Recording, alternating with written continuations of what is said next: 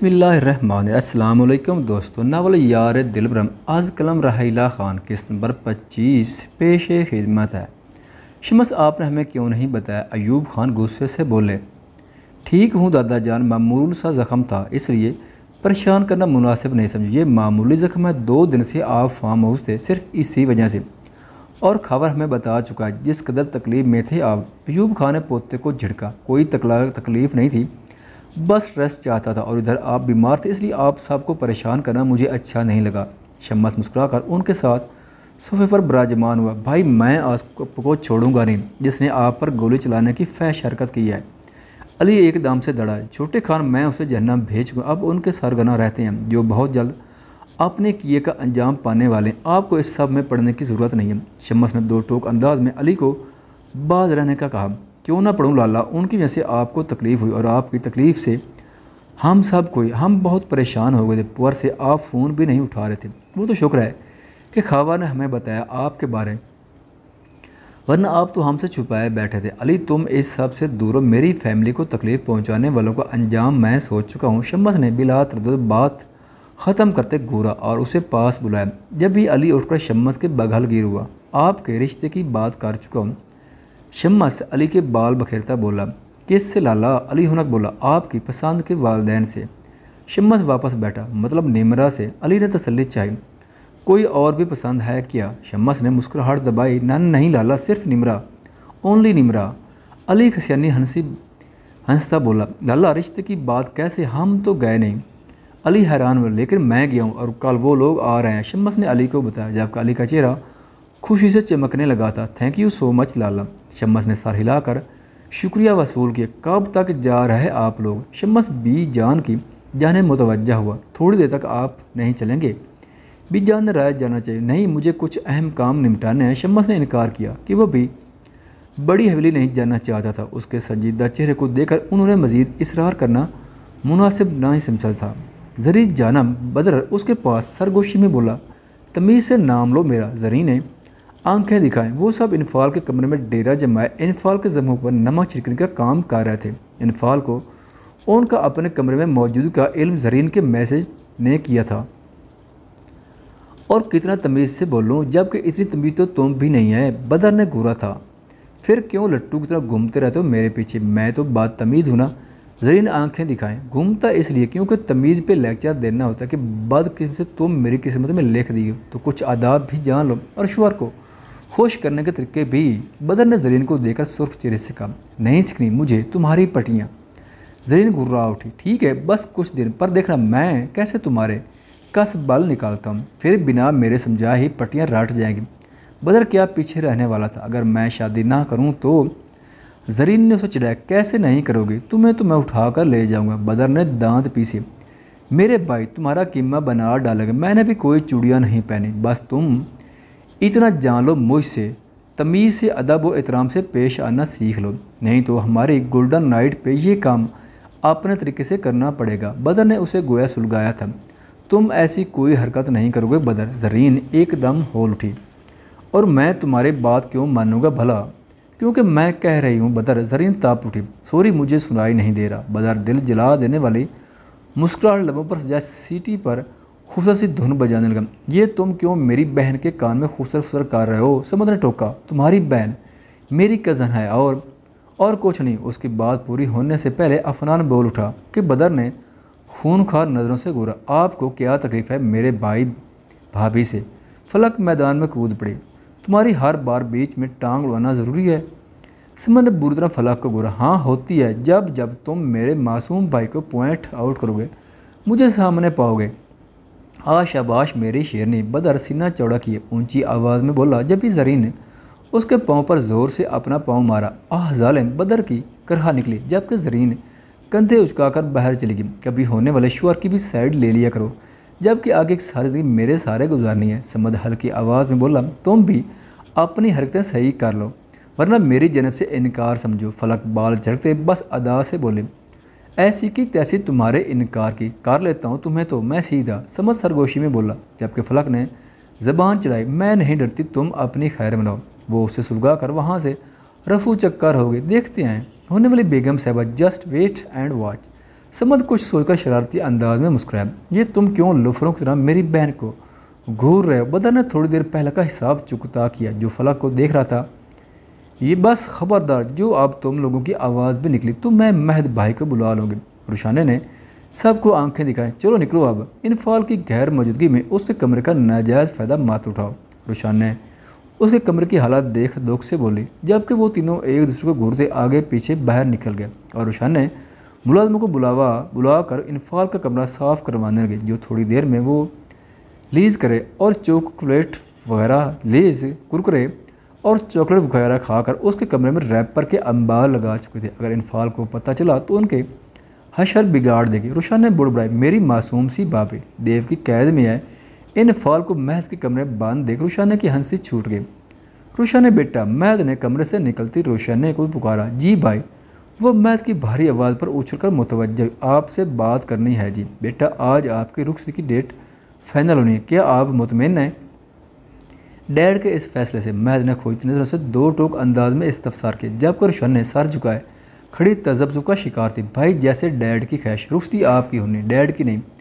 महद ने संजीदा लहजे में कहा कि रुशाने ने हंसी दबाई। आप अपने दिल की बात बताएं, अगर राज़ी नहीं है तो मैं अभी जाकर उनको मना कर देता हूँ। भाई मैं, ठीक है, मैं उनको मना कर देता।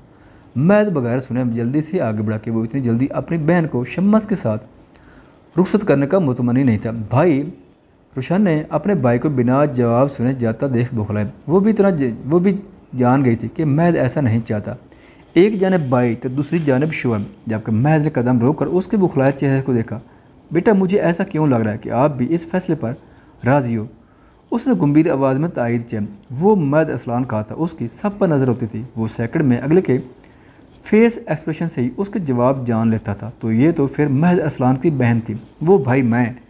रुशान ने यहाँ वहाँ देखती भाई के सामने इकरार करने पर झुझक महसूस कर रही थी। उसे खासा बुरा लगता, पर शम्मस की धमकी भी जहन नशीन थी, इसलिए वो हिम्मत मुजतमा करके हाँ कहने की नाकाम कोशिश में सरगर्म थी। हाँ क्या मैं?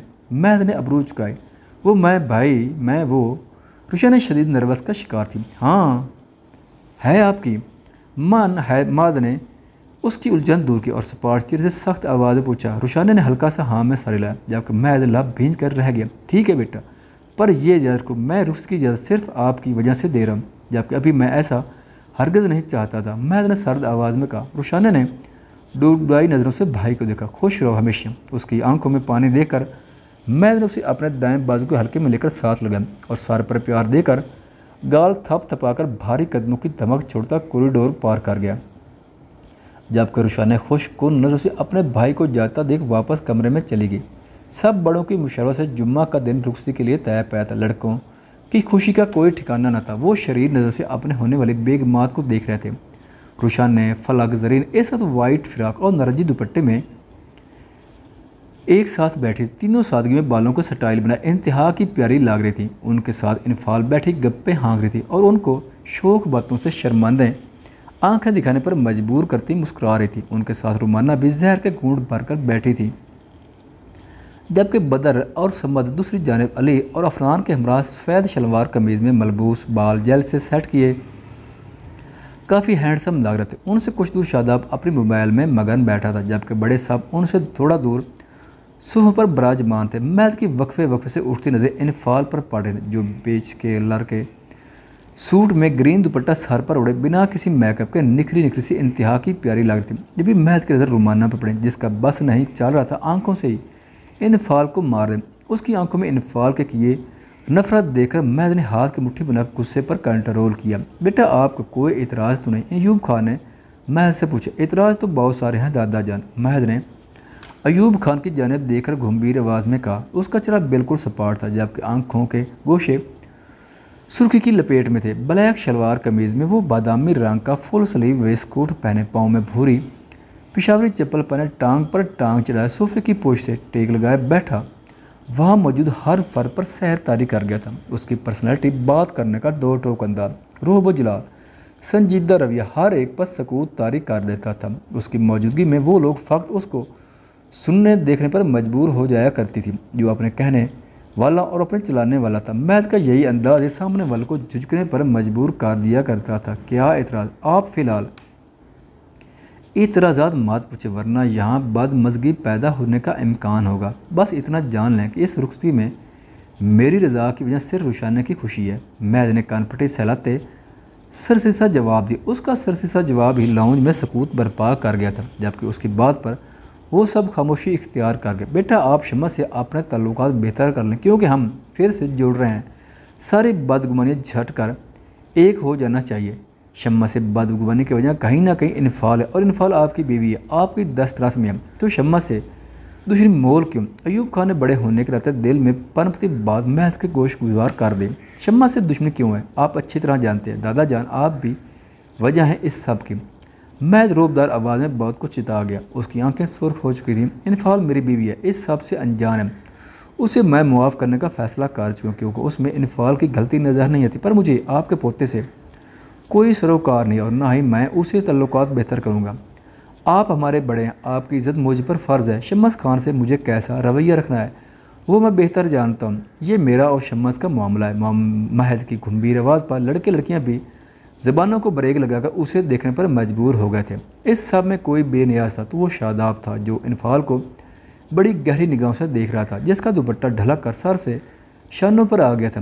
غیر ارادی طور پر مہد نے نگاہیں اٹھا کر سامنے دیکھا، جہاں انفعال سر جھکائے لب کچلتی غیر مرئی نقطہ کو دیکھ رہی تھی۔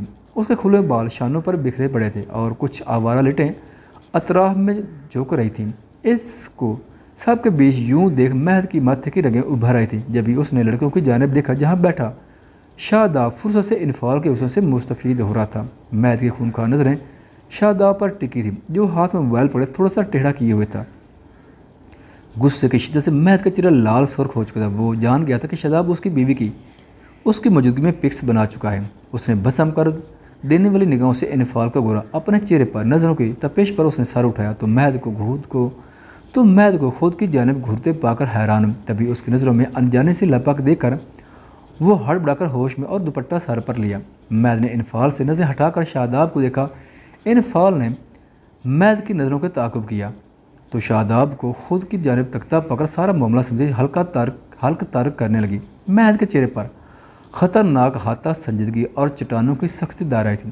وہاں بیٹھے سب نفوس اس کے چہرے میں سرخی گلے دیکھ حیران تھے، جبکہ مہد کو اس روح میں دیکھ کر انفعال کی جان نکلی جا رہی تھی، جو ہنوز سرد تاثر سے جائے اسی کو گھورا تھا۔ مہد بیٹا میں بس۔ مہد کی دھڑ حویلی کے در و دیوار سے ٹکرا کر گونج اٹھی تھی کہ سب ہڑبڑا اٹھے۔ خواتین و حضرات، ویڈیو دیکھنے کا شکریہ۔